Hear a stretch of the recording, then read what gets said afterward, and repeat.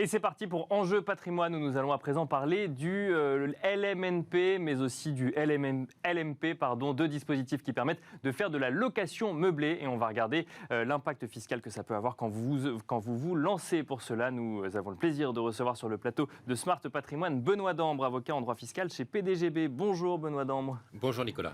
Et alors, quand on veut faire du LMNP, tout le monde peut en faire, des particuliers peuvent en faire, mais il faut faire particulièrement attention parce que c'est bien encadré. Et si jamais on sort du cadre, ça peut être beaucoup plus conséquent en termes de fiscalité, Benoît. Voilà, donc il y a une nouveauté en fait qui a pris tout le monde un peu par surprise. En fait, c'est l'assujettissement aux cotisations sociales des loueurs meublés professionnels dès lors qu'ils dépassent on dépasse certains seuils, donc 1 000 euros de recettes. Et que donc on exerce cette activité à titre principal. D'accord. On peut être soumis aux cotisations de sécurité sociale sur les revenus. D'accord. C'est pas un drame lorsqu'il n'y a pas de revenus, mais ça prend un certain nombre de contribuables à revers lorsqu'ils ont préparé, par exemple, leur retraite et qu'ils n'ont plus de revenus ou de recettes professionnelles autres que ces revenus de location meublée, donc professionnelle. Bien sûr. Et donc là, ils se retrouvent assujettis sur leurs revenus. Donc, j'achète un bien immobilier, je le mets en location meublée, je suis dans le cadre du régime LMNP, mais je ne me rends pas compte que je dépasse ce seuil que vous nous avez donné, qui est un seuil de 23 000 euros, c'est ça ? Alors, il y a deux conditions. Il faut qu'on dépasse le seuil de 23 000 euros. Et il faut par an. Et il faut que ces revenus dépassent les recettes professionnelles du foyer. Bien sûr. Ou alors qu'on fasse de la location saisonnière pour des personnes qui n'élisent pas leur domicile dans les locaux. Donc le risque, il est là. En fait, c'est toute une population qui pourrait basculer finalement. Et voilà, du jour au lendemain ne serait plus en LMNP, mais en LMP. Et là, d'un coup, on est considéré comme un professionnel de la location. Voilà. Et donc, on paye des cotisations sociales sans même l'avoir anticipé au départ. Puisqu'en fait, il ne faut pas avoir déposé des statuts ou autre. Il suffit juste de dépasser le montant ou de rentrer dans l'autre catégorie. C'est ça. On tombe dans le LMP par accident. C'est pas trop grave, encore une fois, s'il n'y a pas de revenus. Mais en cas de plus-value, c'est là, en fait, la surprise. Sur la partie de la plus-value à court terme, il y a des cotisations autour de 40%, donc c'était absolument pas... ça peut être assez conséquent, bien sûr. Assez conséquent. Et puis en cas de décès également, lorsque une personne décède et donc il y a une cessation d'entreprise, lorsqu'il n'y a pas de repreneur, on dégage un résultat de cessation d'entreprise, puisque l'entreprise cesse, et là on a les plus-values avec des cotisations. Donc c'est ça la mauvaise surprise de ce régime qui, faut-il le rappeler, reste encore avantageux. Justement, j'allais vous le demander. Donc effectivement, là on fait un petit peu peur, mais ça reste quand même avantageux de faire de la location meublée du moment qu'on sait dans quoi on s'engage quand on y va. Voilà, gérer c'est anticiper, y compris en matière de fiscalité.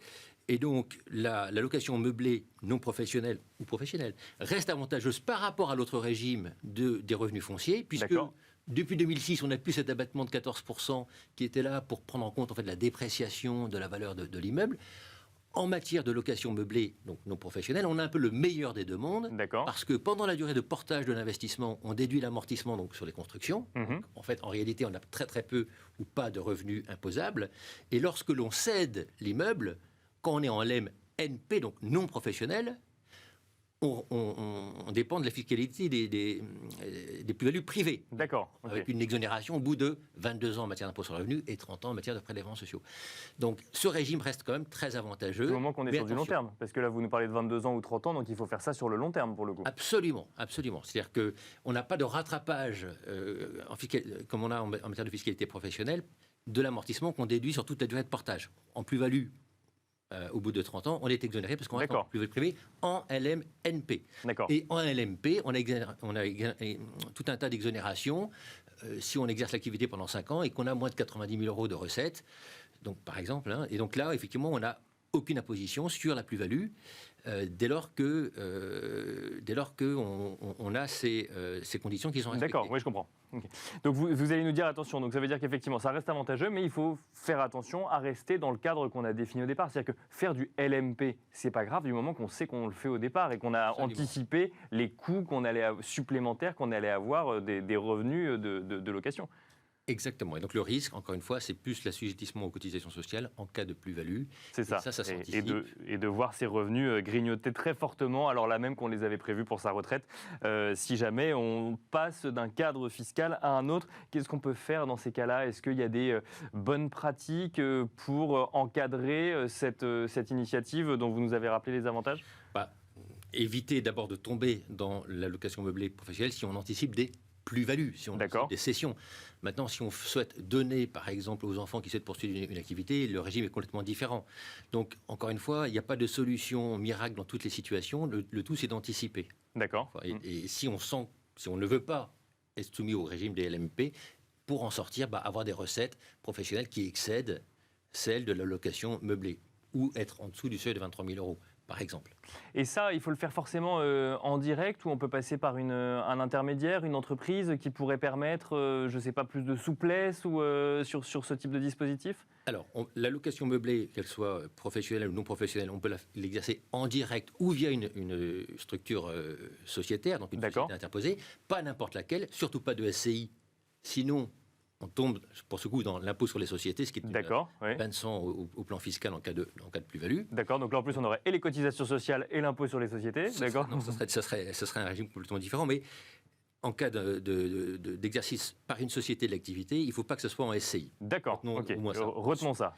Mais on peut le faire, généralement on le fait dans des SARL de famille. D'accord. Pourquoi? Parce que ce sont des sociétés qui sont translucides. Donc on a le régime fiscal LMP ou LMNP si on souhaite continuer. On le garde, bien sûr. Avec les plus-values privées. Et on a toute la souplesse et les avantages procurés par l'ingénierie sociétaire. Et donc on peut distinguer la gestion de la possession, nommer un gérant. Donc toute la souplesse qu'offre le droit des sociétés, on y a accès en réalité. D'accord, et donc ça permet plus de facilité de gestion, plus de souplesse finalement dans l'investissement, ou c'est quoi? C'est d'un point de vue fiscal ou d'un point de vue gestion que c'est d'un point de vue gestion. On évite les affres de l'indivision, par exemple en cas de décès. D'accord. On exerce à titre individuel. Au décès, les enfants sont indivisaires sur le bien, ce qui est moins facile que lorsqu'on a une société qui gère le bien avec un compte bancaire séparé, un compte etc. Ouais. On a on isole les risques puisqu'on a une société à responsabilité limitée, donc ça peut paraître théorique, mais ça ne l'est pas nécessairement dans toutes les situations. D'accord. Et puis, encore une fois, on peut avoir un gérant qui n'est pas, qui ne détient pas de part. D'accord. On peut professionnaliser la gestion, par exemple. Oui, donc là, par exemple, effectivement, quand on va sur des patrimoines un peu plus conséquents et qui seraient du coup de fait pas forcément dans le LMNP, mais plus dans le LMP, puisqu'il y aurait une préparation de retraite avec beaucoup d'immeubles, là, on peut avoir un professionnel qui viendrait gérer au sein de la SARL familiale. Et en plus de ça, ça permettrait de faciliter la transmission le jour où il y a besoin de... Voilà, on peut faire du démembrement de propriété, on peut avoir les enfants qui sont nus propriétaires des parts, les parents usufruitiers, mais on peut avoir l'un des parents qui est gérant pour effectivement gérer le bien dans la durée.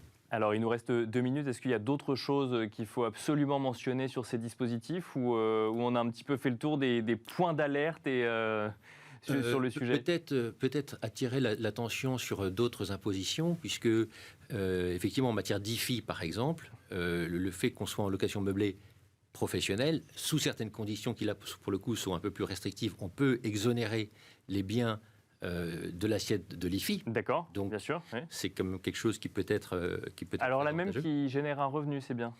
Tout à fait. Ah, parce qu'ils sont dans la société. Bien sûr, c'est une activité professionnelle. C'est une activité professionnelle exercée en direct ou via une société. Les conditions sont différentes. Mais lorsque c'est une activité professionnelle qui procure plus de la moitié des revenus nets, là on n'est pas sur les recettes, on est sur les revenus. Bien sûr. Sur une activité principale de l'intéressé. C'est une vraie activité professionnelle. Donc elle peut bénéficier de l'exonération au titre de l'outil professionnel. D'accord, je comprends. En revanche, et c'est peut-être la dernière précision qu'on peut apporter, en tout cas qui a été apporté par l'administration fiscale en décembre dernier, donc c'est tout à fait récent. Il y a une discussion et l'administration fiscale estime qu'on ne peut pas bénéficier du dispositif du Dutreil sur ces activités-là. Voilà. Donc, c'est pas, on ne peut pas cumuler les avantages fiscaux, ou en tout cas, on ne peut pas rajouter un avantage fiscal sur le dispositif. Voilà, donc si vous voyez que vous avez des impôts avec des définitions qui sont différentes. D'accord. Impôt sur le revenu, IFI, cotisation sociale. Donc, chaque impôt a ses définitions, ses Bien seuils, sûr. etc. C'est un sujet qui est effectivement complexe, donc piégeux. Hein. Et encore une fois, ce que vous avez dit est tout à fait exact. C'est-à-dire que le piège principal, c'est de devenir assujetti aux cotisations de sécurité sociale par accident, sans l'avoir prévu, ce qui est le cas de plus en plus souvent de personnes qui ont investi dans l'immobilier en vue de préparer leur retraite et qui n'ont plus de recettes donc, Bien sûr. Ouais. professionnelles, autres que celles-ci, et qui donc se retrouvent soumis, parce que l'amortissement, le mien a été amorti depuis 30 ans, donc Bien les sûr, recettes sont taxables, et leur retraite est amputée de ces cotisations, dont le taux, on va dire, oscille entre 35 et 40% pour la généralité des gens. Donc c'est ça auquel il faut faire. Eh ben, c'est ce qu'on retiendra du coup de vos alertes. On retiendra aussi, mais on en reparlera peut-être dans une autre émission, qu'il faut faire attention à la SCI dans ce genre de cas. Vous avez dit qu'il ne faut surtout pas en faire. On n'a pas eu le temps d'expliquer pourquoi, mais on retient qu'il ne faut pas en faire. Merci beaucoup, Benoît Dambre. Je rappelle que vous êtes avocat en droit fiscal chez PDGB. Merci à vous également de nous avoir suivis. Et je vous donne rendez-vous lundi pour un nouveau numéro de Smart Patrimoine à 13h sur Bismart.